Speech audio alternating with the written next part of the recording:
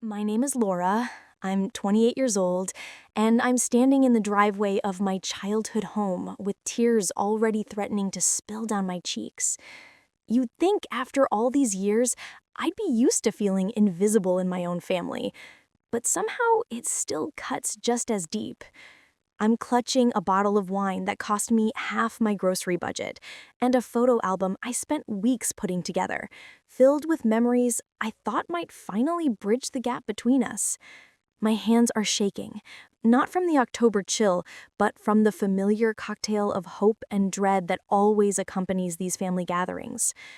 Through the warm glow of the living room windows, I can see them all inside. My parents, my three siblings, their spouses, their perfect children, the golden family I've somehow never quite belonged to, no matter how hard I've tried.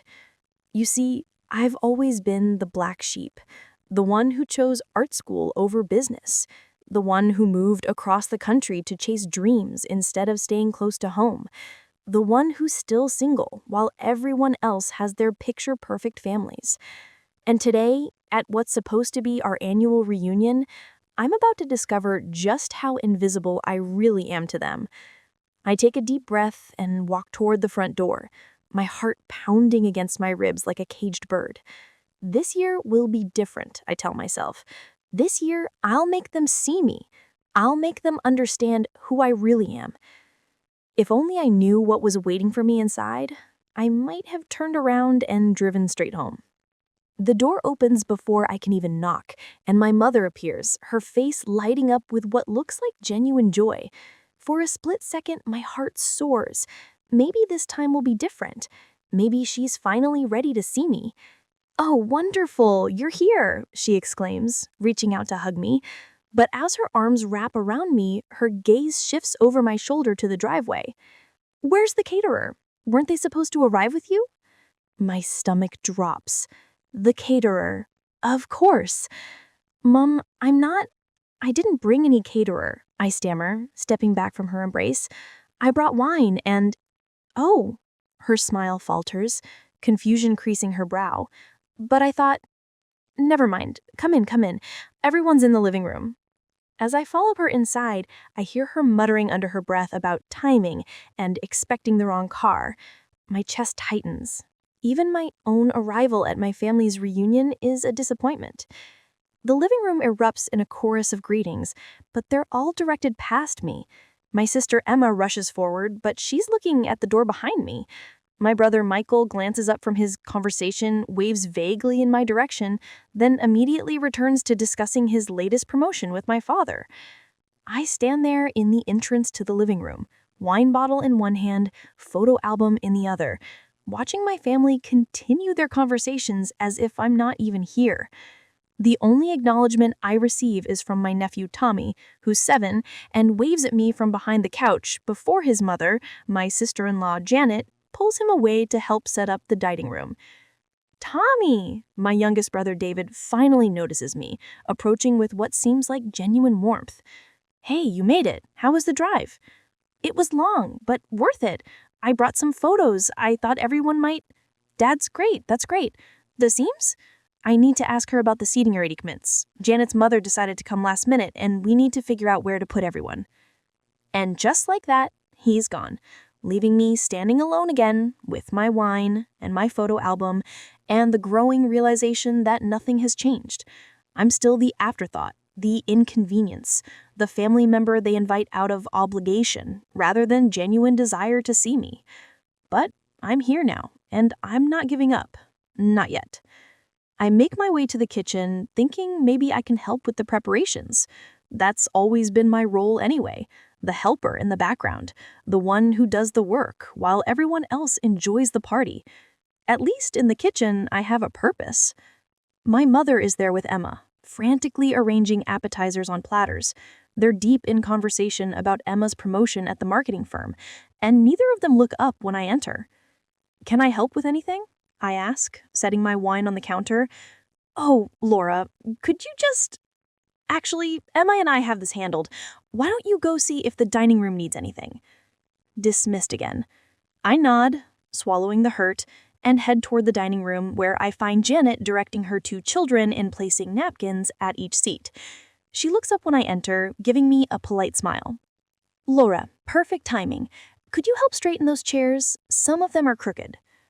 Not, "How are you, Laura?" or "So good to see you, Laura." Just instructions. Always instructions. As I move around the table, adjusting chairs that don't really need adjusting, I count the place settings. 18 places. I count again to be sure. 18.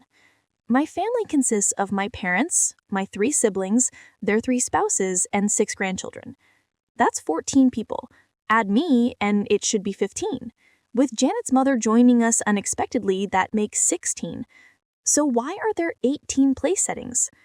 "Janet," I ask carefully, "who else is coming? I count 18 places." She looks up from the centerpiece she's adjusting, a slight flush coloring her cheeks. "Oh, well, your parents invited the Hendersons from next door. You remember them, don't you? And I think, yes, Mrs. Peterson from your mother's book club." Neighbors. They invited neighbors to our family reunion. The realization hits me like a physical blow. Not only am I invisible to my family, but they've invited virtual strangers to fill seats at what's supposed to be our intimate family gathering. The message couldn't be clearer if they'd written it in skywriting. "We'd rather have neighbors here than just you." I excuse myself and slip upstairs to the bathroom, needing a moment to collect myself before I completely fall apart in front of everyone. But as I pass my old bedroom, now my mother's sewing room, I hear voices coming from inside. The door is slightly ajar, and I recognize my parents' voices immediately. I know I shouldn't eavesdrop. I know it's wrong. But something in their tone makes me freeze, and before I can stop myself, I'm listening to a conversation that will change everything. I just think we need to be realistic about this. Laura's never going to change. She's 30 years old. 28, my mother corrects. 28 then.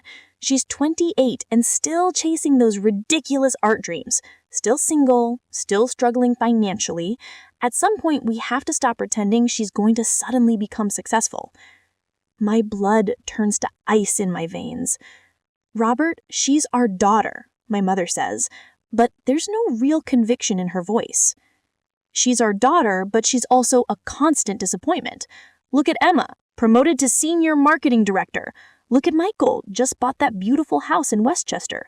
Look at David, married, 2 beautiful children, a stable job. And then there's Laura, still waiting tables and painting pictures no one wants to buy." The photo album in my hands suddenly feels like it weighs 1,000 pounds.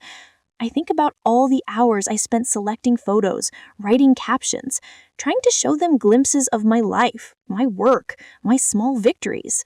None of it matters. None of it has ever mattered. "Maybe we should talk to her," my mother suggests, weakly, about being more practical, about finding a real career. We've tried that. Remember last Christmas? She just gets defensive and storms off. Honestly, Margaret, sometimes I think our family gatherings would be more pleasant without all the tension she brings. The words hit me like physical blows. More pleasant without me. My own father wishes I wouldn't come to family gatherings. "Don't say that," my mother whispers. But again, there's no strength behind it. No real disagreement. I'm just being honest.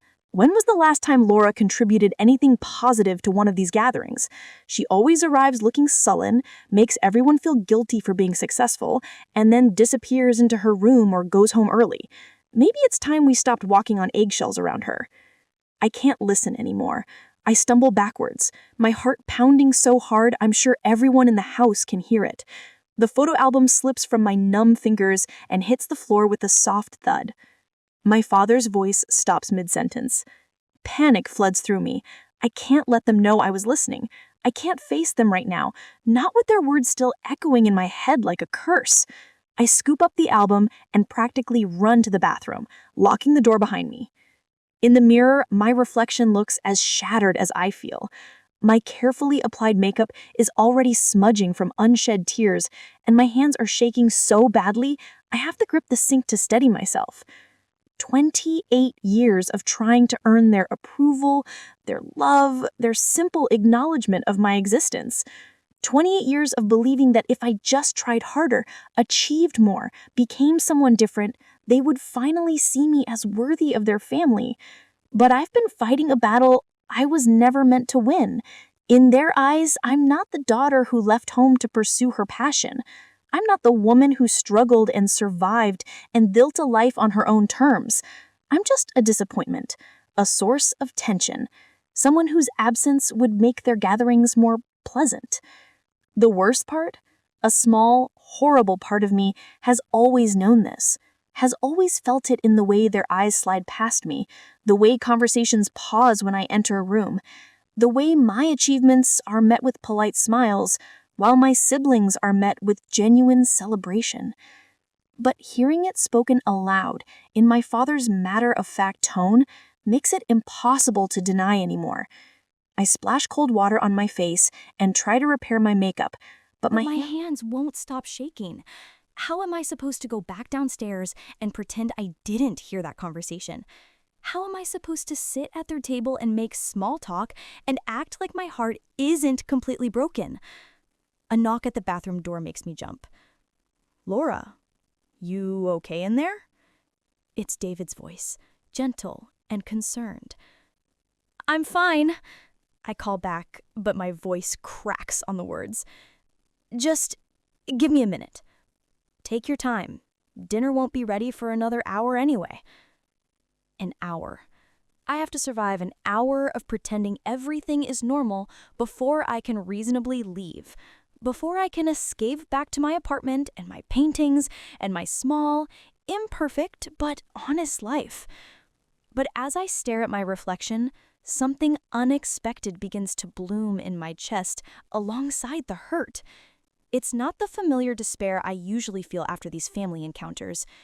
It's something sharper, fiercer, something that tastes like metal and burns like fire.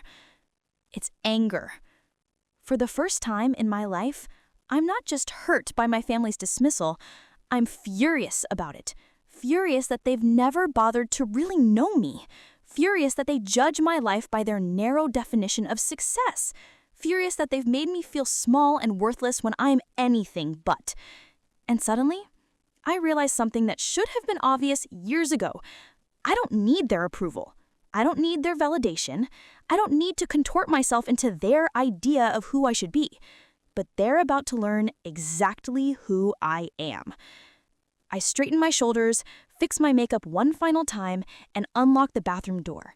When I step into the hallway, I'm no longer the desperate, hopeful daughter who arrived an hour ago. I'm Laura Martinez, and it's time my family finally met me. As I walk back downstairs, I hear the doorbell ring.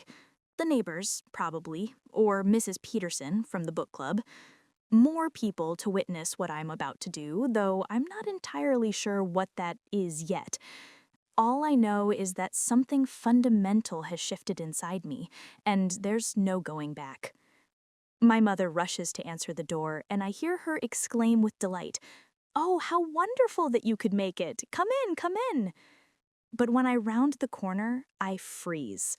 Standing in our entryway, looking exactly as polished and perfect as I remember, is someone I never expected to see again. Victoria? The name escapes my lips before I can stop it. Victoria Chen turns toward me, her face breaking into a brilliant smile. "Laura! Oh my God, I can't believe it!" She rushes toward me, pulling me into a hug that smells like expensive perfume and success. "Margaret didn't tell me you'd be here." My mother, who's watching our reunion with obvious confusion, clears her throat. "I'm sorry, do you two know each other?" "Know each other?" Victoria laughs, keeping her arm around my shoulders. "Margaret, Laura and I were roommates in college. Best friends, actually. We lived together for 3 years." The confusion on my mother's face deepens. "But I thought, Laura, you never mentioned—" Of course I never mentioned Victoria. How could I explain to my family that my college roommate had become one of the most successful gallery owners in New York City? How could I tell them that the girl who used to stay up all night with me, discussing art and dreams and the future, now represents artists whose work sells for more than my parents' house is worth? How could I admit that I've been too ashamed of my failures to maintain contact with someone who achieved everything I dreamed of? It's been too long, Victoria says, squeezing my arm. What are you doing now? Still painting? God, I remember your work from senior year, that series you did on urban isolation. Incredible. My cheeks burn. Yes, I'm still painting. I can feel my family gathering around us, listening to every word. But it's just a hobby, really. I work at a hobby? Victoria's perfectly sculpted eyebrows shoot up. Laura, please tell me you're kidding. You were the most talented artist in our program. Professor Martinez used to say you had a gift that couldn't be taught. Professor Martinez. My stomach clenches as I remember him, the demanding, brilliant man who pushed me harder than any teacher ever had. The one who told me I had real potential if I was willing to work for it. The same last name as mine, though no relation. Just one of those cosmic coincidences that used to make me think it was fate. How do you know Victoria? I ask my mother, desperate to change the subject away from my art career, or lack thereof. Oh, she's Janet's college friend, my mother explains, gesturing toward my sister-in-law. Janet mentioned that her old roommate was in town for business and invited her to join us. I had no idea you two knew each other. Janet's college friend, not David's friend, as I had assumed. Which means Victoria isn't here because of family connections. She's here as someone else's guest, someone else's success story to parade around. The irony would be hilarious if it weren't so painful. Small world, I manage, trying to keep my voice light. It really is, and speaking of small worlds, I have something incredible to tell you. Do you remember that gallery I always talked about opening, the one I said I'd run someday? I nod, though my throat is getting tight. Well, I did it. I opened Chen Gallery 3 years ago, and Laura, we just had our biggest month ever. We sold over $2 million in artwork last month alone. $2 million. The number hangs in the air like a challenge. That's amazing, I whisper, and I mean it. Despite everything, I'm genuinely happy for her success. Victoria deserves every bit of it. She worked harder than anyone I knew in college. But that's not the incredible part, she continues, her voice rising with excitement. The incredible part is what's happening next week. We're launching our new contemporary collection, and Laura, I've been trying to track you down for months. My heart stops. Track me down? Yes, I've been asking everyone from our old program if they knew how to reach you. I wanted to invite you to submit work for our Emerging Artist Showcase. It's a huge opportunity, career-making, really. We're featuring artists who deserve recognition but haven't had the right platform yet. The living room has gone completely silent. I can feel every pair of eyes on me, including my parents, who are standing frozen by the dining room entrance. Victoria, I think you don't understand. I haven't been what? Creating incredible art? Because I refuse to believe that. Show me your portfolio. I know you have one, you always have one. I don't have a portfolio. Not a real one. Victoria's face falls. What do you mean? This is it. This is the moment where I have to admit in front of my entire family and a woman who achieved everything I dreamed of, just how completely I've failed at the one thing I've always claimed to be good at. I mean, I work as a server at a restaurant downtown. I paint in my spare time, but I've never sold anything. I've never even really tried to sell anything. I don't have gallery representation or exhibitions or any of the things that matter. The silence that follows is deafening. I can practically feel my father's satisfaction radiating across the room. This is exactly what he was talking about upstairs. The confirmation of everything he said about my failures and unrealistic dreams. But Victoria doesn't look disappointed. If anything, she looks confused. Laura, what are you talking about? You've never tried to sell your work? But why? You're incredibly talented. Because I'm not good enough. I because I'm just a waitress who paints pretty pictures in her apartment. Because I'm not like you, Victoria. I'm not successful. I'm not accomplished. I'm the family disappointment who chases impossible dreams and never achieves anything real. The raw honesty of my words shocks even me.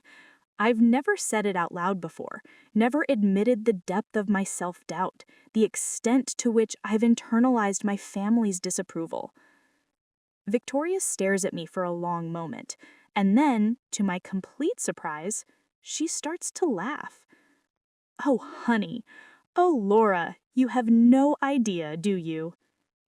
No idea about what?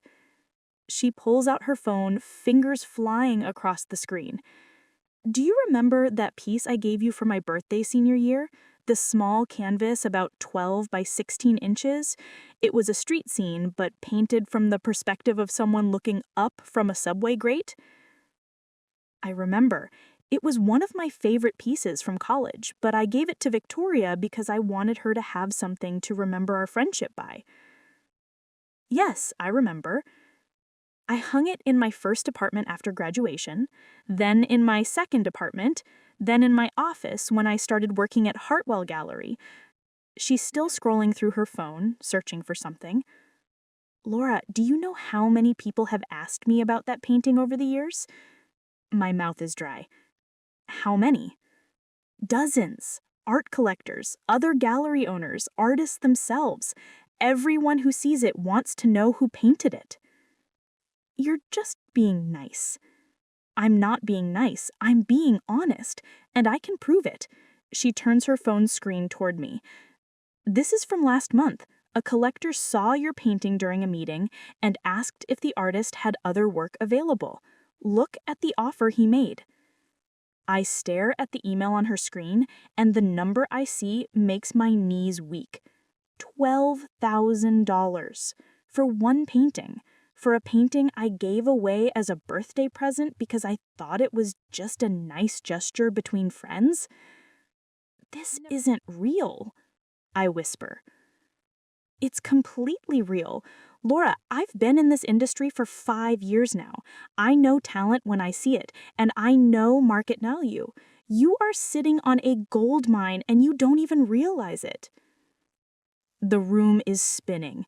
My family is staring at me like a stranger, which I suppose I am. The Laura they know is the failure, the disappointment, the one who serves food and paints as a hobby. They don't know the Laura who created work that professional collectors want to buy. Hell, I didn't know that Laura existed either. How many paintings do you have? Victoria asks urgently. Finished pieces, I mean. Canvases that you consider complete? I don't know. Maybe 40, 50? I've been painting consistently for years. I just never... 50 pieces. Victoria's eyes are wide. Laura, if even half of those are up to the standard of what I remember from college, we could be talking about a 6-figure career launch. Maybe more. 6 figures?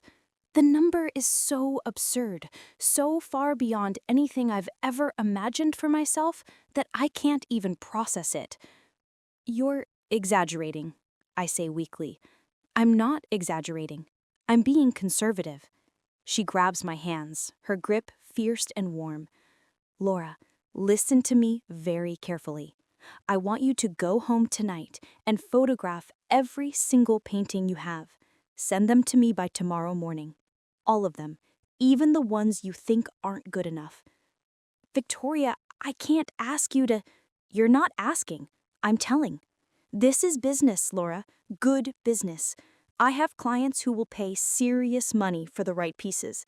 And from what I remember of your work, you create exactly the kind of art they're looking for. I look around the room at my family's faces. My mother looks stunned. My father looks like he's been slapped. Emma and Michael are staring at me with expressions I can't quite read. Surprise? Resentment? I can't tell. But David is smiling. Actually smiling with what looks like pride. I can't believe this, he says, stepping forward. Laura, this is incredible. All this time, you've been sitting on a fortune and you didn't even know it. It's not a fortune, I start to protest, but Victoria cuts me off. It could be, and more than that, it could be the recognition you deserve. Laura, I've spent years building my gallery's reputation. When I say an artist has potential, people listen. When I represent someone, their career explodes.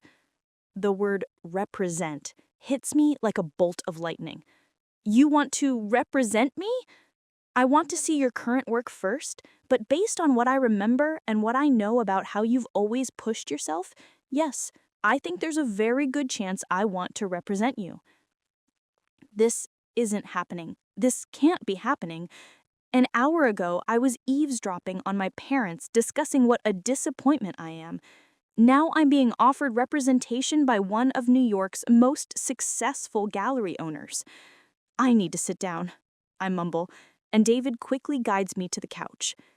This is so exciting, Janet exclaims, clapping her hands together. Victoria, I had no idea you knew Laura. What a wonderful surprise. But my father hasn't said a word. He's just standing there, staring at me with an expression I can't interpret. Finally, he clears his throat. Victoria, this is very kind of you, but I think you might be getting carried away with nostalgia. Laura's always been artistic, but that doesn't mean... Robert, my mother's voice is sharp. Let her talk. It's the first time I've ever heard my mother defend me, even mildly, and the shock of it almost overshadows what Victoria says next. Mr. Martinez, with all due respect, I've been in this industry for 5 years. I've discovered artists who are now collected by major museums. I know the difference between talent and wishful thinking. Her voice is polite, but steel-edged. Laura has real, marketable talent, the kind that builds careers. My father's jaw tightens, but he doesn't argue further. Can I see some of your recent work now? Victoria asks, turning back to me. Do you have any photos on your phone? I do, actually. I photograph everything I paint, partly for my own record keeping and partly because even if no one else ever sees them, I want to remember what I've created. With shaking hands, I pull out my phone and scroll to my photo album. The most recent painting I finished was just last week, a piece I'd been working on for months, inspired by the view from my apartment fire escape at dawn. Victoria takes my phone and studies the image intently. The room is completely silent, except for the sound of her sharp intake of breath. Laura, she says quietly, this is extraordinary. She turns the phone so everyone can see the screen, and I watch my family's faces as they look at my work, really look at it, for the first time in years. The painting shows the city awakening, but from an unusual perspective, as if the viewer is suspended between buildings, watching light creep across rooftops and into windows where people are just beginning their days. It's technically complex, but emotionally simple. The solitude and beauty of morning in a crowded world. I don't understand, Emma says softly. Laura, how did you learn to paint like this? I've always painted like this. This is what I do. This is what I've been doing for years. But why didn't you ever show us? Michael asks. The question hangs in the air, and suddenly I'm back to feeling angry instead of shocked. Why didn't I show them? Because every time I tried to talk about my art, I was met with concerned suggestions about practical careers and backup plans. Because every time I mentioned painting, someone changed the subject to my siblings' achievements. because I learned early that my art wasn't worth their attention. I tried to show you, I say quietly, but you were always more interested in other things. The uncomfortable silence that follows is broken by Victoria clearing her throat. Well, I'm interested. Lord, I'm serious about wanting to see your full portfolio. This piece alone tells me you've been developing as an artist in ways that could translate to real commercial success. Commercial success. The phrase sends a thrill through me that I tried to suppress. I've spent so long thinking of my art as a personal indulgence that the idea of it supporting me financially seems impossible. But looking at Victoria's face, at her professional excitement and genuine enthusiasm, I'm starting to believe it might not be impossible after all. There's something else, Victoria says, glancing around the room. The timing of running into you today is actually perfect. I'm curating a group show for next month, Emerging Artists with Distinctive Voices. The theme is Hidden Perspectives. If your portfolio is as strong as I think it is, I'd love to include you. A real gallery show? The words come out as barely a whisper. A real gallery show. Opening night reception, catalog, the whole thing. And Laura, our opening nights typically draw serious collectors. This isn't just about exposure, it's about sales. I look around the room at my family, all of whom are staring at me with expressions ranging from amazement to something that might be respect. For the first time in my life, I'm not the disappointment. I'm not the impractical dreamer. I might actually be the success story. But even as excitement builds in my chest, a part of me can't quite believe it. What if Victoria is wrong? What if my paintings aren't as good as she remembers? What if I get my hopes up only to have them crushed more completely than ever before? I should probably warn you, a lot of my recent work is pretty personal, sometimes dark. It's not exactly cheerful. Victoria laughs. Laura, do you think people buy art because it's cheerful? They buy art because it makes them feel something, because it shows them the world in a way they've never seen it before. Dark can be incredibly powerful. She scrolls through more photos on my phone, stopping at one that makes her gasp audibly. This one, she says, holding up the screen. When did you paint this? It's a piece I finished about 6 months ago, painted during a particularly difficult period when I was questioning everything about my life choices. It shows a woman sitting alone in a diner at 3 a.m., but painted so that you can see both her reflection in the window and what she sees outside, the empty street, the distant lights, the vast loneliness of the city. But there's something hopeful about it too. The way the light falls across her face, the way her hands cradle her coffee cup, like she's holding on to something precious. February, I answer. It's stunning. The emotional depth, the technical skill. Laura, this isn't hobby-level work. This is professional quality fine art. Professional quality fine art. The phrase echoes in my head like a prayer I never knew I was saying. My phone buzzes with a text, and Victoria glances at the screen. Sorry, this is probably... Oh, actually, Laura, this is incredible timing. This text is from one of my biggest collectors. He's looking for exactly this kind of work. Urban realism with emotional depth. She looks up at me with an expression that's almost predatory in its intensity. How quickly could you get me high-resolution photos of your portfolio? Tonight? I offer, hardly believing the words that leave my mouth. Perfect. Send them to this email address. She rattles off her business email while I type it into my phone. And Laura, don't edit yourself. Don't second guess. Send me everything you're proud of, even if you think it's not commercial enough. Okay, my voice is barely a whisper. This is happening fast, I know, but the art world moves fast when the right opportunities align. And right now, everything is aligning for you. She glances around the room, taking in my family's stunned faces and smiles. You know what? I think we should celebrate. Margaret, do you have champagne? Because I have a feeling we're about to toast Laura's first major career breakthrough. As my mother bustles off to find champagne, my father finally speaks up. Victoria, I hope you understand that we want what's best for Laura. We've always worried about her pursuing such an uncertain career path.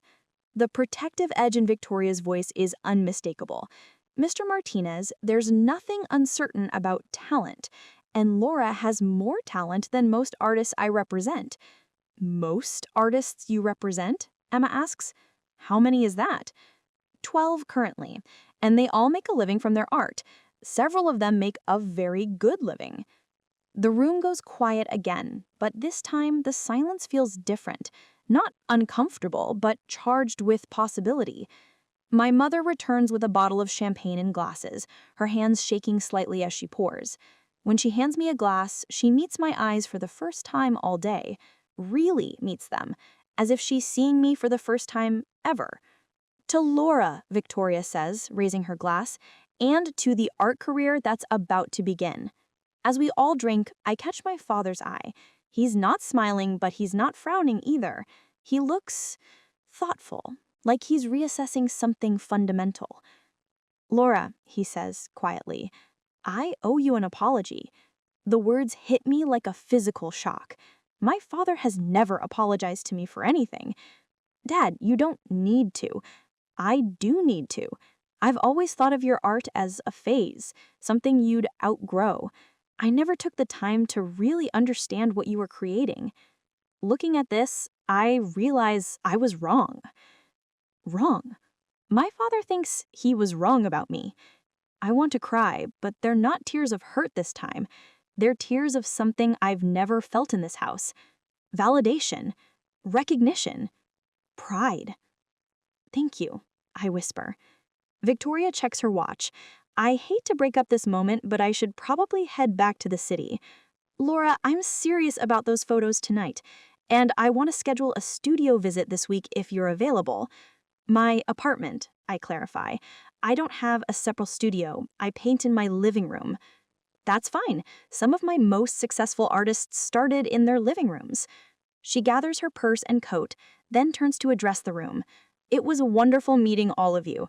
And Janet, thank you so much for inviting me. I had no idea this would turn out to be such a productive evening. As she heads for the door, she pauses and turns back to me. Laura, one more thing. I want you to start thinking about what you'd like to call this potential exhibition. Based on what I've seen today, I'm thinking something about perspective, about seeing the familiar in new ways. I'll think about it, I promise. Good. And remember, send me everything tonight. Don't hold back. After Victoria leaves, my family and I stand in the living room, all of us seeming to realize that something fundamental has shifted. The dynamic that's defined our relationships for years, me as the struggling disappointment, them as the successful achievers, has suddenly become much more complicated. Well, my mother says finally, dinner should be ready soon. Why don't we all sit down? But as we move toward the dining room, I realize I'm not the same person who walked into this house 3 hours ago.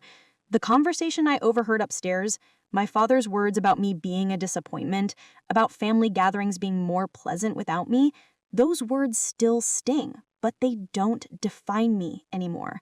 For the first time in my life, I have proof that I'm not the failure they thought I was. More than that, I have proof that I'm not the failure I thought I was. Dinner is surreal. For 28 years, family meals have followed the same script. My siblings discuss their achievements, while I sit quietly, occasionally asked polite questions about my job or reminded gently that I should think about my future more seriously. I've always been the audience member, never the star. Tonight, I can't get a word in edgewise because everyone wants to talk about my art. Laura, how long have you been working on that diner painting? Emma asks, passing the potatoes. The detail work is incredible. About 3 months, I answer, still feeling like I'm in a dream. I kept going back to it, adding layers. 3 months on one painting? Michael sounds amazed rather than critical. That's dedication. David nods enthusiastically. I can't believe you've been creating work like this and we never knew. Lorna, you should have forced us to pay attention. Should have forced them. The phrase sits strangely in my chest. Why should I have had to force my own family to pay attention to something I'm passionate about? But I push the thought away. Tonight is about moving forward, not dwelling on the past. I tried to show you guys my work before, but I think maybe I wasn't confident enough about it. I always presented it like it was just a hobby. Well, it's clearly much more than that, my mother says, and there's something in her voice I've never heard before. Pride, maybe. Victoria certainly seemed to think you have real potential. Victoria knows what she's talking about, Janet adds. I've known her since college, and she's always been incredibly driven and smart about business. If she sees something in Laura's work, it's real. The conversation continues throughout dinner, with my family asking questions about my process, my influences, my plans for the portfolio I'll be sending to Victoria. It's everything I've dreamed of for years. My family taking genuine interest in my art, treating it as legitimate, valuable work rather than an expensive hobby. So, why do I still feel this nagging sense of unease? Maybe it's because I can't forget what I overheard upstairs. My father's words about me being a disappointment, a source of tension, someone whose absence would make gatherings more pleasant. Those words are still there, lurking beneath the surface of this newfound enthusiasm. Or maybe it's because part of me wonders if their interest is genuine, or if they're just excited about the possibility of me finally being successful in a way they can understand and brag about. Laura, my father says, setting down his fork, I want you to know how proud I am of what you've accomplished. Proud. My father is proud of me. The words should fill me with joy, but instead, they trigger something sharp and bitter in my chest. What exactly are you proud of, Dad? I ask before I can stop myself. The question hangs in the air, and I can feel everyone's eyes on me. My father looks confused by my tone. Your art, of course. Your talent. The fact that you've been developing these incredible skills all along. All along, you mean? The same art I've been creating for the past 10 years? The same paintings I've been trying to share with you at family gatherings? The same work that you've dismissed as impractical dreaming? The table goes very quiet. Laura, I think your father is just saying, I know what he's saying, Mom, and I know what he said upstairs an hour ago. The color drains from my father's face. Laura, You what? You didn't mean it when you told Mom that family gatherings would be more pleasant without me? You didn't mean it when you called me a constant disappointment? My mother's gasp is audible. Robert, you didn't say that. But my father's expression tells her everything she needs to know. I was upset, he says quietly. I was frustrated, and I said things I shouldn't have said. Frustrated about what? The anger I felt earlier is returning, stronger now. Frustrated that I chose a path you didn't approve of? Frustrated that I didn't become the daughter you wanted? That's not... It is, though. I set down my napkin and stand up, my hands shaking. Dad, my art hasn't changed. My talent hasn't suddenly appeared overnight. What's changed is that someone with credentials you respect has validated what I've been trying to tell you for years. Laura, please sit down, Emma says softly. Let's talk about this. No, I don't think I will sit down, because I need to say something that I should have said years ago. I look around the table at my family's faces, some worried, some confused, some guilty. I have spent my entire adult life trying to earn your approval, trying to prove that my choices were valid, that my dreams were worth pursuing, that I was worth loving even if I didn't fit your definition of success. Of course you're worth loving, David protests. Laura, we love you. Do you? The question comes out sharper than I intended. Because love isn't just a feeling you claim to have. Love is action. Love is showing interest in what matters to the person you claim to love. Love is supporting their dreams even when you don't understand them. We do support you, my mother says, but her voice lacks conviction. Mom, when was the last time you asked to see my artwork? When was the last time any of you asked about my painting or my goals as an artist or what I'm working on? I wait for an answer that doesn't come. I'll tell you when. Never. Not once in 10 years have any of you shown genuine interest in the thing that matters most to me. But you're showing interest now, Michael points out. You're showing interest now because Victoria gave you permission to, because someone with the right credentials told you my work was valuable. You're not interested in my art. You're interested in my potential success. The accusation hits its mark. I can see it in their faces. That's not fair, Emma says. We're your family. We want what's best for you. What you wanted was for me to give up art and get a real job. What you wanted was for me to stop being an embarrassment to the family. The words are pouring out of me now, years of suppressed hurt and frustration. Do you know what it's like to feel invisible in your own family? To have your passions dismissed, your dreams treated as childish fantasies? We never meant to make you feel invisible, my father says quietly. But you did. You made me feel like I had to choose between being true to myself and being accepted by my family. And you know what the worst part is? I chose you. I chose trying to earn your approval over believing in myself. I've spent so many years doubting my own talent because you taught me to doubt it. My mother's eyes are filling with tears. Laura, we didn't know. You didn't know because you didn't ask. You didn't know because you were too busy being disappointed in who I am to find out who I actually am. I take a shaky breath, looking around the table at my family. They all look stricken, and part of me feels guilty for causing this pain, but another part of me, the part that's been silenced for too long, feels relief at finally telling the truth. I'm not ungrateful for Victoria's offer. I'm thrilled about it. Terrified, but thrilled. But I need you all to understand something.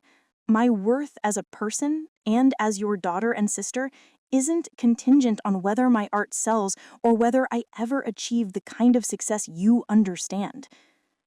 You're right, my father says, suddenly, his voice rough with emotion. Laura, you're absolutely right, and I'm sorry. I'm so sorry. The apology catches me off guard. I was prepared for defensiveness, for arguments, for them to tell me I'm being unfair. I wasn't prepared for my father to actually listen. I was scared, he continues. I was scared watching you struggle financially, scared that you were setting yourself up for a lifetime of disappointment. But instead of trusting you to know your own mind, I tried to push you toward what I thought was safer. And in doing that, I made you feel like your dreams weren't valid. They are valid, I say quietly. They always were valid, even when no one else could see it. I see it now, and I should have seen it years ago. My mother reaches across the table and takes my hand. Laura, can you forgive us? Can we start over? I look down at her hand covering mine, the same hands that used to bandage my scraped knees and braid my hair for school pictures. Hands that belonged to the woman who raised me, who loved me in her way if that way wasn't always what I needed. I don't want to start over, I say finally. I want us to move forward. But I need things to be different. How? Emma asks. What do you need from us? I need you to be interested in my art for its own sake, not just when it might lead to success. I need you to ask me about my work, to let me share what I'm creating without immediately worrying about whether it's practical. I need you to trust that I'm capable of making good decisions about my own life. We can do that, David says. Laura, I want to do that. I want to know more about your art, about what inspires you, about what you're working on. Me too, Michael adds. I'm sorry it took Victoria showing up to make us realize what we've been missing. I sit back down at the table, feeling emotionally drained, but somehow lighter than I have in years. There's something else you should know, I say. Whether or not Victoria's offer works out, whether or not I ever sell a single painting, I'm going to keep creating art. It's who I am. It's not a phase. It's not a phase or a backup plan or something I do until I figure out what I really want to do with my life. This is what I want to do with my life. Then that's what you should do, my mother says firmly, and we should support you in it. Even if it means I'm never wealthy, even if it means I keep waiting tables to pay the bills while I build my art career. Even then, my father says, Laura, I may not understand the art world, but I understand passion. I understand what it means to have work that fulfills you. And if this is your work, then you should do it with our full support. For the first time all evening, I smiled genuinely. Thank you. That means everything to me. The rest of dinner passes more quietly, but there's a different energy in the room now. Not the forced cheerfulness of before, but something more honest, more real.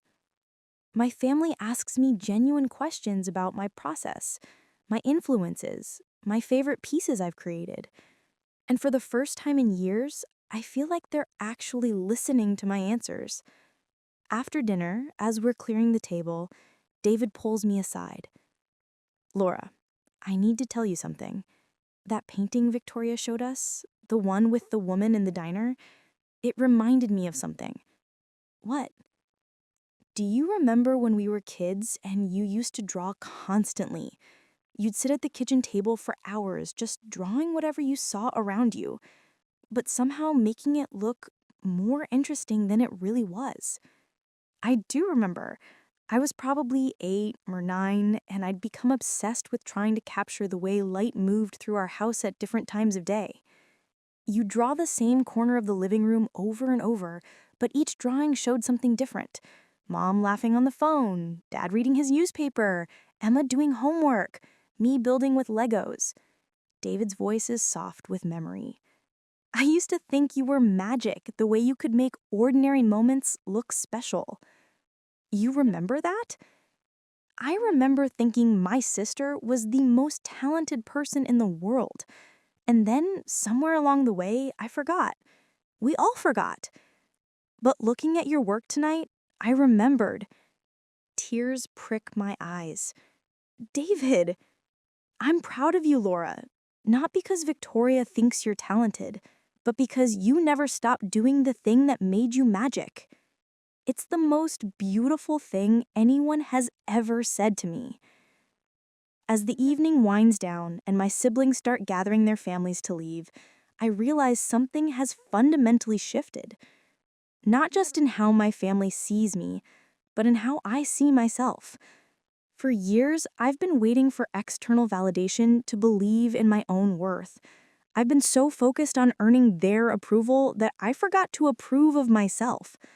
But tonight, standing up for my art, defending my choices, claiming my space in this family, tonight I remembered who I am underneath all the self-doubt and people-pleasing. I'm Laura Martinez, and I'm an artist. I always have been. The question now is, what am I going to do about it? 3 weeks later, I'm standing in Chen Gallery, surrounded by my own paintings hanging on pristine white walls under professional lighting, and I still can't quite believe this is real. The opening reception isn't for another hour, but Victoria wanted me here early to see the final installation and go over last-minute details. My hands are shaking as I walk through the gallery space, seeing my work displayed like this for the first time. Stop looking so terrified, Victoria says, appearing at my elbow with 2 cups of coffee. You're about to have the best night of your life. What if no one comes? What if they come but they hate everything? What if... Laura, Victoria's voice is firm but kind. Do you trust me? Yes. Then trust me when I tell you that tonight is going to be incredible. Do you want to know how many people have RSVP'd? I'm not sure I do, but I nod anyway. 237 people. For an emerging artist debut show, that's extraordinary. 237 people are coming to see my art. The number is so overwhelming I have to sit down on the gallery's sleek black bench. Are you okay? Victoria asks, sitting beside me. I think so. It's just 3 weeks ago I thought I was a failed artist serving tables. Now I have a gallery show. You were never a failed artist, Victoria says gently. You were an undiscovered artist. There's a huge difference. Over the past 3 weeks, my life has transformed so completely that I sometimes feel like I'm living someone else's story. After sending Victoria my portfolio that first night, I received a call the next morning that changed everything. "Laura," she'd said, her voice vibrating with excitement, "I stayed up until 2 a.m. going through your paintings. I haven't been this excited about an artist's work in years." She hadn't just offered me a spot in the group show, she'd offered me a solo exhibition. My debut show, Hidden in Plain Sight, the Urban Solitude series by Laura Martinez. The title came from Victoria's observation that all my work seemed to capture moments of isolation and beauty that exist right under our noses, the poetry of ordinary life that most people walk past without seeing. "Your work has this incredible quality," she had explained during our first official meeting. "You paint familiar scenes, diners, subway stations, apartment buildings, but you show them from perspectives that make viewers see them completely differently. You're revealing the hidden emotional landscape of urban life." The past 3 weeks have been a whirlwind of activity that I'm still trying to process.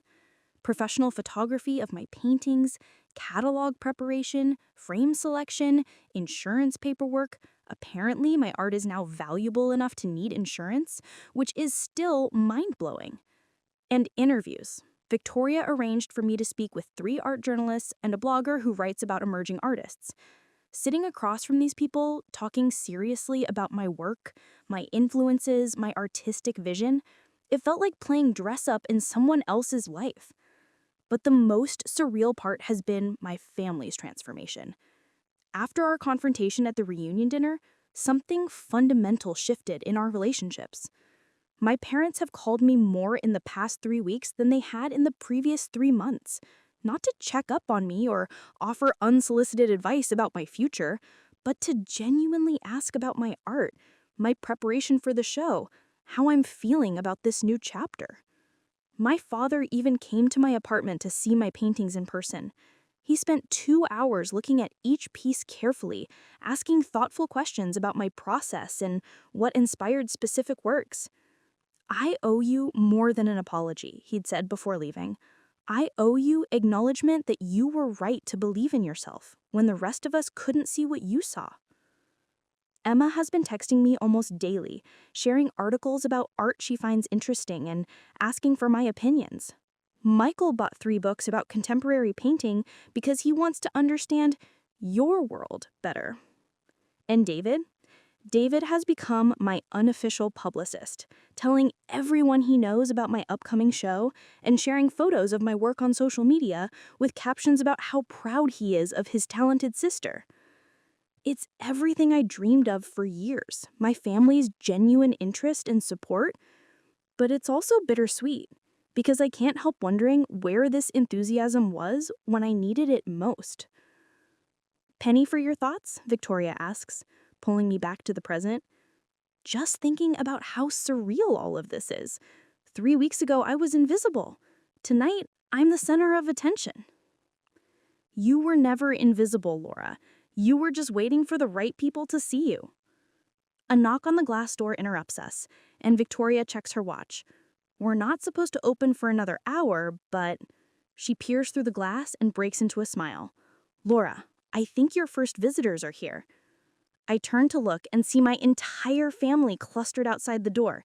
My parents, all 3 siblings, their spouses, even the kids. They're dressed up and holding flowers, and they all look as nervous as I feel. "They're early," I say, stating the obvious. "They're excited," Victoria corrects, walking over to unlock the door. "And honestly, I love that your family wants to be here for this moment." As my family files into the gallery, I'm struck by how different they look in this space. Not physically, but different in how they're looking at me. There's respect in their eyes and pride, and something that looks like awe. "Laura," my mother breathes, looking around at the walls lined with my paintings. "This is incredible." "We're so proud of you," my father adds, and this time I believe him completely. For the next hour, my family has the gallery to themselves, and I watch them discover my work properly for the first time.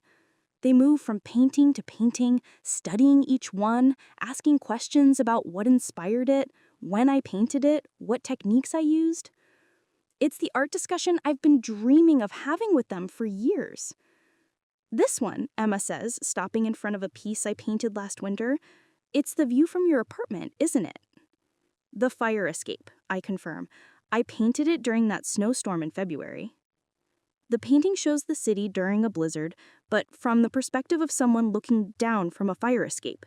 The snow transforms the urban landscape into something almost magical, and there's a lone figure walking through the empty street below, bundled against the cold but moving with purpose. I love how isolated the person looks, but not lonely, like they're part of something bigger. That's exactly what I was trying to capture, I say, amazed that he understood it so intuitively. Laura, can I ask you something?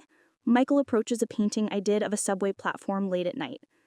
This feeling you capture, this urban solitude, is that how you see the city, or is that how you feel in it? It's the most perceptive question anyone has ever asked me about my work. Both, I answer honestly. I think that's why I'm drawn to these scenes. They reflect something I feel, but they also show me that I'm not alone in feeling it. The city is full of people experiencing these quiet, solitary moments. It's beautiful, he says simply. I never understood art before, but I understand this. As other guests begin arriving, I watch my family integrate seamlessly into the evening. They're talking to other visitors about my work, sharing stories about my childhood artistic tendencies, clearly bursting with pride. Victoria appears at my side as I watch my parents deep in conversation with a collector who's showing serious interest in one of my larger pieces. How does it feel? She asks. Overwhelming, wonderful, terrifying. Pause. Trying to find the right words. Like coming home to myself. That's the perfect way to put it, Victoria checks her phone. Laura, I have some news. 3 pieces have sold already. What? My voice comes out as a squeak? The diner painting, the subway piece, and the fire escape snow scene. And we've had serious inquiries about 4 others. 3 paintings sold? In the first hour of my first gallery show, I've sold 3 paintings. I need to sit down again. This is really happening, I say, more to myself than to Victoria. This is really happening, she confirms. Laura, you're about to become a professional artist. Not just someone who paints as a hobby, but someone who makes a living creating art. A living from my art. The dream I never quite dared to believe in. The evening continues in a blur of conversations with collectors, interviews with art journalists, and congratulations from people I've never met who seem genuinely moved by my work. But the moment that stays with me happens near the end of the night when a young woman approaches me near the painting of the woman alone in the diner. "Excuse me," she says shyly. "Are you the artist?" "I am. I just wanted to tell you, this painting," she gestures toward the diner piece, "it made me cry." "Good cry," she adds quickly. "It's just, I work late shifts and I spent a lot of time in places like this, feeling exactly like she looks. But you made it beautiful. You made that loneliness look like something valuable, something worth painting." "It is valuable," I tell her. "Those moments, those feelings, they matter. You matter." She tears up again and thanks me before moving on, but her words stay with me. This is why I paint. Not for sales or recognition or family approval, but for moments like this, for the chance to show someone that their experience, their solitude, Their quiet moments in diners at 3 a.m. are worthy of art. They are worthy of being seen. As the evening winds down and the last guests filter out, I find myself alone in the gallery with Victoria and my family. The red dots next to 5 of my paintings indicate sales, and there are several more pieces on hold for collectors who want to think it over.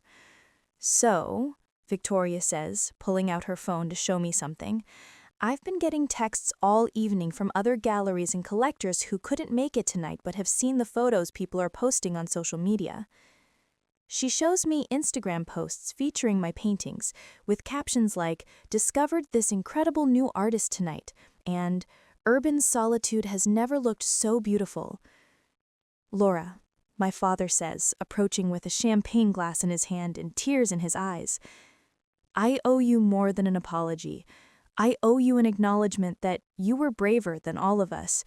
You pursued your truth even when we couldn't see it, even when we made it harder for you. Dad," let me finish. "What you've created here, what you've accomplished, it's not just about the art, though the art is extraordinary. It's about the courage to believe in yourself when no one else did. That's a strength I didn't recognize, and I'm sorry it took me so long to see it." I hug him, and for the first time in my adult life, I feel like he sees me exactly as I am. As we're getting ready to leave, Victoria pulls me aside one more time. "Laura, I need to tell you something. Tonight was just the beginning. Based on the response we've gotten, I think we need to start talking about your next show, and I've already had 3 other galleries ask if you're available for group exhibitions." "My next show?" The words feel impossible. "Your next show. Laura, you're not a struggling artist anymore. You're not an emerging artist anymore. As of tonight, you're a professional artist with a waiting list of collectors interested in your work." A waiting list? People are waiting for me to create new art so they can buy it. "I think I need to sit down again," I say weakly. She laughs. "You'll get used to it. And Laura, welcome to your new life." 6 months later, I'm standing in my new studio, an actual studio, with north-facing windows and proper lighting and enough space to work on multiple large canvases simultaneously. It's in a converted warehouse in Brooklyn, shared with 3 other artists, and it's everything I ever dreamed of having. I'm putting the finishing touches on a painting that will be part of my second solo show, scheduled for next month. The piece shows a construction worker taking his lunch break on a high-rise beam, the city spread out below him, but painted from the perspective of someone floating in the air beside him. It's part of my new series, Elevated Perspectives. My phone buzzes with a text from David. "Can't wait to see the new paintings tomorrow. The kids are so excited about visiting Aunt Laura's fancy studio." Tomorrow is the first family studio visit since I moved into this space. My parents, all my siblings, and their families are coming to see where I work and to preview the new series before it goes to the gallery. It's become a tradition, these family studio visits. Every few months, they all come to see what I'm working on, to understand my process, to be part of my artistic journey in a way they never were before. The transformation in our relationships has been gradual but profound. It started with that confrontation at the family reunion, continued through the success of my first show, and has deepened with each month that passes. My mother calls me once a week now, not to check up on my finances or my romantic life, but to ask about my current paintings. She's learned the names of different techniques and can discuss color theory with surprising sophistication. My father has become my unofficial business advisor, helping me understand contracts and pricing and the financial side of being a professional artist. He approaches it with the same seriousness he brought to his own career, which tells me he finally sees my art as real work worthy of respect. Emma has started collecting my pieces, not because she's my sister, but because she genuinely loves them. She has 3 of my paintings in her apartment and has commissioned a 4th for her office. Michael surprised me by enrolling in a weekend art class. He said, "I wanted to understand what you do, and I thought maybe I'd discover I have some hidden talent." He doesn't, as it turns out, but his appreciation for the difficulty and skill required in what I do has grown enormously. And David has become my biggest champion. He shares my work on social media, brings his friends to my openings, and talks about my art with the pride that still brings tears to my eyes. But perhaps the most meaningful change has been in myself. The woman who walked into that family reunion 6 months ago was desperate for approval, willing to diminish herself to avoid conflict, convinced that her dreams were impractical fantasies. The woman I am now knows her own worth, stands up for her own needs, and creates art not to prove anything to anyone, but because she has something to say and the skill to say it beautifully. I still work part-time at the restaurant, not because I have to anymore, but because I want to maintain connections to the world I paint. The late-night diners, the tired commuters, the solitary figures navigating urban life, these are my subjects, and staying connected to their world keeps my art honest. Victoria has become not just my gallery representative, but a genuine friend and mentor. She's introduced me to other artists, included me in group shows across the country, and helped me navigate the art world with confidence and integrity. "You're ready for New York representation," she told me last month. "I have contacts at some major galleries who are interested in your work." Major galleries. 2 years ago, I was serving coffee and painting in my living room. Now I'm being courted by galleries that represent artists whose names I used to whisper with reverence. But success hasn't changed what drives me. If anything, it's clarified it. I paint because I see beauty in ordinary moments of solitude. I paint because loneliness, when witnessed and honored, becomes something transcendent. I paint because cities are full of poetry that most people walk past without noticing, and I want to help them see it. I paint because everyone deserves to have their experience seen, understood, and valued. My phone rings, interrupting my work. It's Victoria. "Laura, I have news. Big news." Good news or terrifying news? Both, probably. The Whitney has asked if you'd be interested in participating in their upcoming Contemporary Urban Artists exhibition. The Whitney? The Whitney Museum of American Art wants to include my work in an exhibition? I sit down on my paint-splattered stool, trying to process this information. "Laura, are you still there?" "I'm here. I'm just... The Whitney. The Whitney. Laura, do you understand what this means? This isn't just recognition. This is validation at the highest level. This is museum-quality art, museum-level career trajectory." Museum quality. My art in a museum? I managed to ask. "When?" "The exhibition opens in 8 months. They want 3 pieces from your Urban Solitude series and 2 from the new Elevated Perspectives work." 5 paintings in the Whitney? I repeat, testing how the words sound. 5 paintings in the Whitney. Victoria confirms.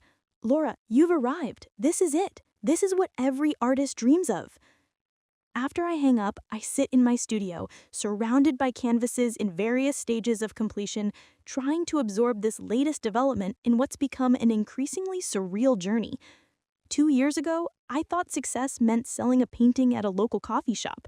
1 year ago, I thought success meant having a gallery show that didn't completely embarrass me. Today, success looks like having my work displayed in one of the most prestigious art museums in the country.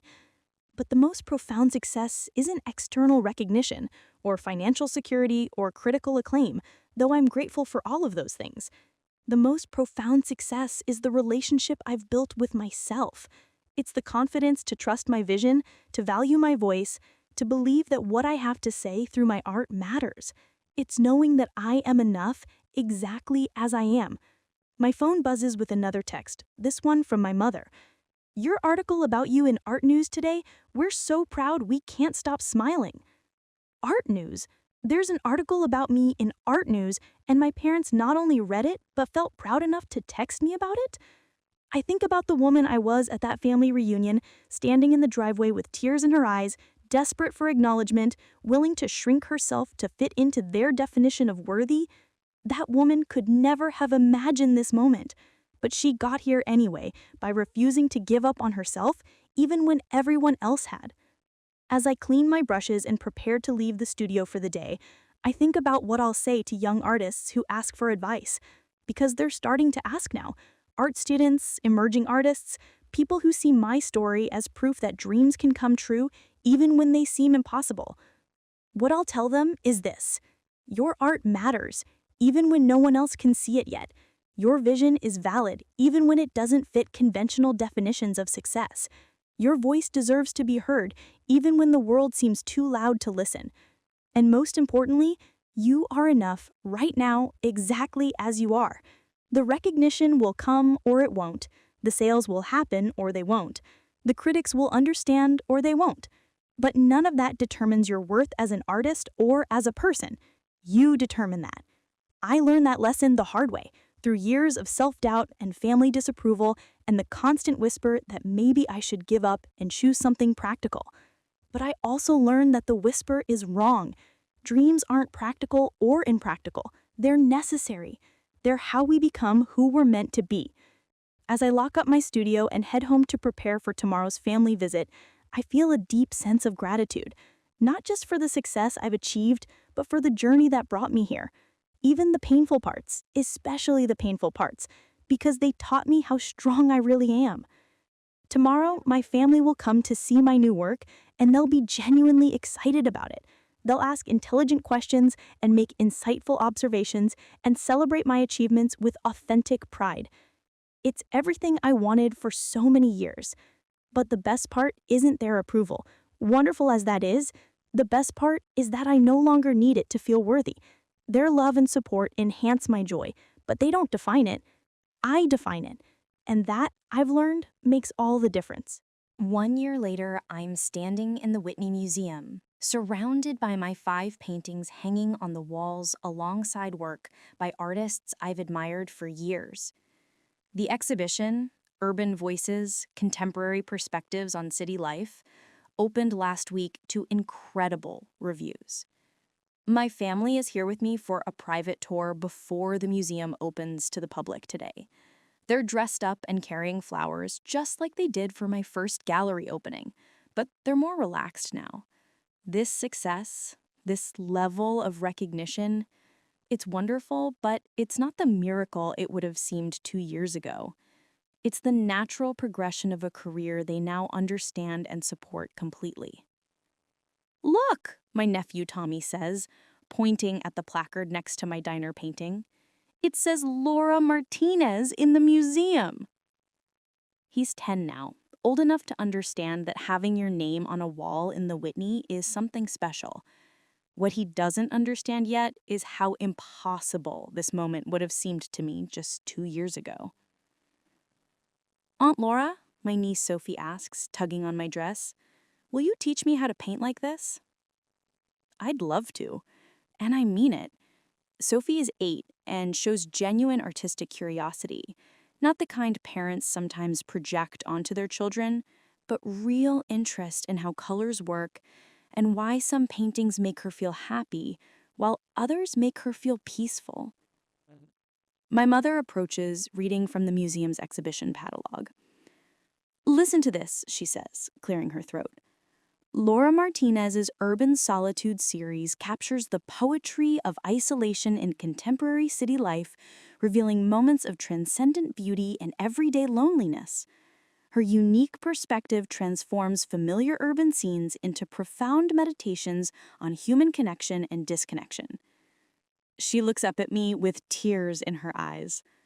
"That's about my daughter," she says, her voice full of wonder. "That's about your daughter," I confirm, and we both smile. Later, after my family has gone home and I'm alone in the museum gallery with my work, Victoria finds me sitting on a bench in front of my largest painting, the construction worker on his lunch break, painted from that impossible floating perspective that has become my signature approach. "How does it feel?" she asks, settling beside me. It's the same question she asked at my first opening, but the answer is different now. Complete. Like I've finally caught up to who I was always meant to be. Any regrets? I think about this seriously. I used to regret the years I spent doubting myself, the time I wasted seeking approval instead of creating freely, but I don't think I could have gotten here any other way. The struggle made the work deeper. Victoria nods. Pain creates good art, but it shouldn't be the only thing that creates it. It's not anymore. Now I paint from joy as much as from sorrow, from curiosity, from wonder, from the simple pleasure of seeing something beautiful and wanting to share it. We sit in comfortable silence looking at my painting. In it, the construction worker is eating a sandwich, but he's looking out over the city with an expression of quiet contentment. He's alone, but he doesn't look lonely. He looks like he belongs exactly where he is. "I have something to tell you," Victoria says. I've been offered a position at the Guggenheim, curator of contemporary American art. My stomach drops. You're leaving the gallery? I'm leaving the gallery. But Laura, I want you to come with me, not as gallery representation, as something bigger. I want to curate a major retrospective of your work, 5 years from now when you have enough pieces for a full museum show. A retrospective. At the Guggenheim? I don't know what to say. Say you'll keep creating. Say you'll keep pushing your vision forward. Say you'll trust the journey even when you can't see where it's leading. I can say all of that, I tell her, and I mean it completely. As I prepare to leave the museum, I take one last look at my paintings hanging on these prestigious walls. But what strikes me isn't the accomplishment or the recognition or the validation I once craved so desperately. What strikes me is how honest they are, how completely they represent who I am and how I see the world. Success didn't change my art, it just gave my art the platform it deserved. I think about the young woman who will discover my work today, maybe someone struggling with her own artistic dreams, wondering if they're worth pursuing. I think about what my paintings might say to her. They'll say, your perspective matters. Your vision is valuable. Your voice deserves to be heard. They'll say, don't give up on yourself even when everyone else has. They'll say, you are enough, exactly as you are. Outside the museum, I pull out my phone and call my parents. How was the museum? My mother asks immediately. Perfect, I tell her. Absolutely perfect. We're so proud of you, sweetheart. But you know that, right? How proud we are? I know, Dad, and thank you for that, but the most important thing is that I'm proud of me, too. After I hang up, I start walking toward the subway, ready to go home to my studio and begin working on the next series. As I walk, I notice a young woman sitting alone on the museum steps, sketching the building with intense concentration. I almost keep walking. I'm tired and I have work to do. But something about her posture, her fierce focus, reminds me of myself at that age. Excuse me, I say, approaching carefully. Are you an art student? She looks up, startled. Oh, not exactly. I mean, I take classes at night, but I work during the day. I love this building. I've been trying to capture it for weeks. She shows me her sketch, and I'm struck by the quality of the work. She has real talent, the kind that can't be taught. This is beautiful, I tell her, honestly. Have you ever thought about showing your work? Oh no, she says quickly. I'm not good enough for that. I just do it because I love it. That's exactly why you should show it, I tell her. Can I give you some advice? She nods eagerly. Don't wait for permission to call yourself an artist. Don't wait for someone else to tell you your work is good enough.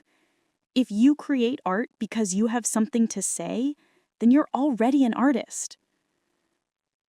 But what if I'm not successful? What if no one wants to buy my work? Then you'll be an artist who hasn't been discovered yet. Success doesn't make you an artist. Creating art makes you an artist. I reach into my bag and pull out one of my cards, plain white with my name and contact information.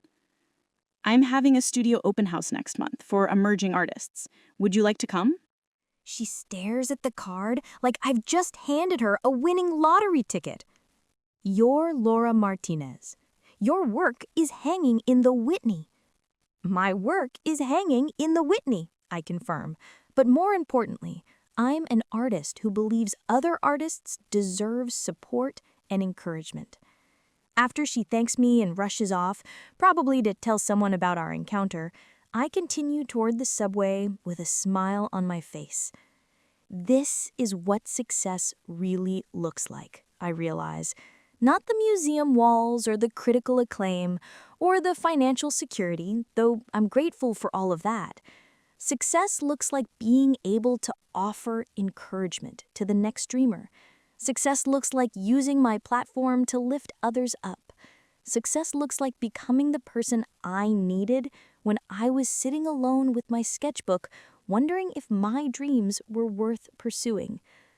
As I descend into the subway, I think about the family reunion that started this journey. If I could go back and tell that tearful, desperate version of myself what was coming, I'm not sure she'd believe me. But I think she'd be proud of who she became. I think she'd be proud that she never gave up, even when giving up seemed like the reasonable choice. I think she'd be proud that she learned to love herself enough to demand the love she deserved from others. And I think she'd be especially proud that she kept creating, kept believing, kept pushing forward toward this moment when she could finally say with complete confidence, I am Laura Martinez. I am an artist, and I am exactly who I was always meant to be. As I write this final entry in what has become an unintentional journal of my transformation, I'm sitting in my studio early in the morning, watching the sunrise over the city I've spent years painting. The light is hitting my latest canvas, a piece showing commuters on a subway platform, but painted from the perspective of someone sitting on the tracks, looking up at the human drama unfolding above. It's a dangerous perspective, being on those tracks, but it reveals something about the scene that you can't see from any other vantage point. That's become my signature approach, I suppose, finding the risky angles, the perspectives that require courage to claim. 2 years ago, I was invisible to my own family. Today, I'm represented by one of the most prestigious galleries in the country. My work hangs in major museums, and I have a waiting list of collectors interested in my next pieces. But the real transformation isn't external. It's internal. I used to create art hoping someone would finally see me. Now I create art because I have something to say, and I trust that the right people will listen. I used to measure my worth by other people's approval.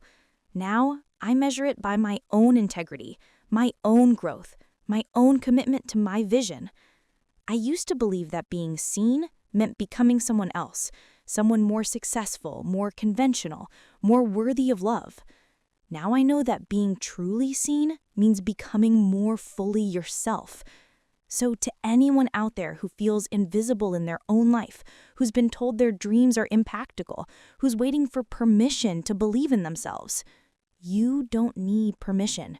You don't need approval. You don't need to become someone else to be worthy of love and recognition.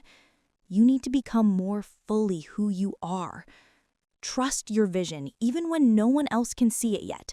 Value your voice even when the world seems too loud to listen. Believe in your dreams, especially when everyone else thinks they're impossible. And remember, you are not invisible. Your voice deserves to be heard, and your dreams are worth fighting for. Keep creating, keep believing, and keep being exactly who you are. What about you? Have you ever felt invisible in your own family? Have you ever had to choose between being true to yourself and seeking approval from others? I'd love to hear your story in the comments below. If this story resonated with you, please consider subscribing for more stories about finding your voice, following your dreams, and discovering your worth. Sometimes we all need reminding that our perspectives matter. Remember, you are not invisible. Your voice deserves to be heard, and your dreams are worth fighting for. Keep creating, keep believing, and keep being exactly who you are.